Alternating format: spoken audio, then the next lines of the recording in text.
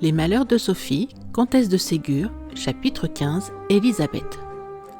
Sophie était assise un jour dans son petit fauteuil. Elle ne faisait rien et elle pensait. « À quoi penses-tu » lui demanda sa maman. Sophie. « Je pense à Élisabeth Chénaud, maman. » Madame de Riant.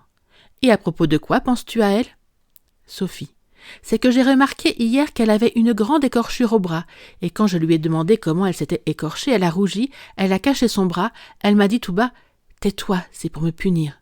Je cherche à comprendre ce qu'elle a voulu me dire. » Madame de Riant.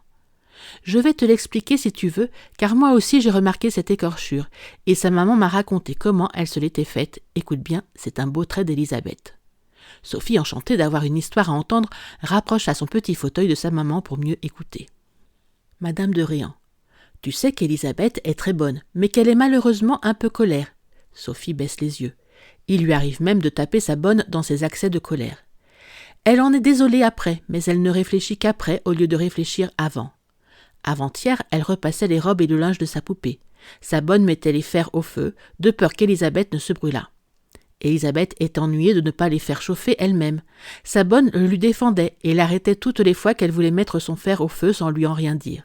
Enfin, elle trouva moyen d'arriver à la cheminée, et elle allait placer son fer lorsque la bonne la vit retirer le fer et lui dit « Puisque vous ne m'écoutez pas, Élisabeth, vous ne repasserez plus. Je prends les fers et je les remets dans l'armoire. »« Je veux mes fers » cria Élisabeth. « Je veux mes fers !»« Non, mademoiselle, vous ne les aurez pas. »« Méchante Louise, rendez-moi mes fers » dit Élisabeth en colère. « Vous ne les aurez pas, les voici enfermés » ajouta Louise en retirant la clé de l'armoire. Élisabeth, furieuse, voulut arracher la clé des mains de sa bonne, mais elle ne put y parvenir.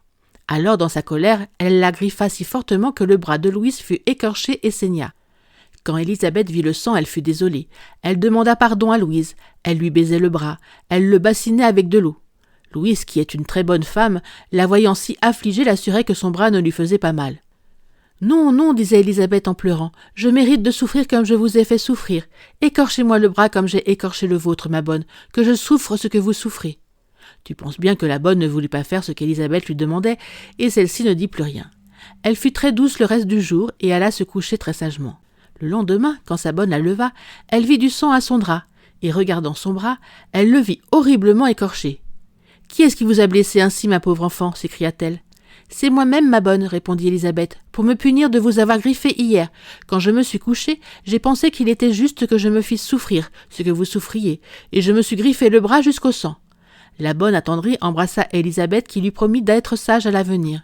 « Tu comprends maintenant ce que t'a dit Élisabeth et pourquoi elle a rougi. » Sophie. « Oui, maman, je comprends très bien. C'est très beau ce qu'Élisabeth a fait.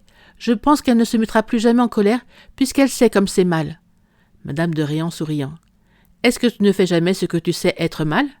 Sophie embarrassée. « Mais moi, maman, je suis plus jeune, j'ai 4 ans et Élisabeth en a 5. » Madame de Riant. « Cela ne fait pas une grande différence. Souviens-toi de ta colère il y a 8 jours contre ce pauvre Paul qui est si gentil. » Sophie. « C'est vrai, maman, mais je crois tout de même que je ne recommencerai pas et que je ne ferai plus ce que je sais être une chose mauvaise. » Madame de Riant. « Je l'espère pour toi, Sophie, mais prends garde de te croire meilleure que tu n'es. Cela s'appelle orgueil, et tu sais que l'orgueil est un bien vilain défaut. » Sophie ne répondit pas, mais elle sourit d'un air satisfait qui voulait dire qu'elle serait certainement toujours sage. La pauvre Sophie fut bientôt humiliée, car voici ce qui arriva 2 jours après.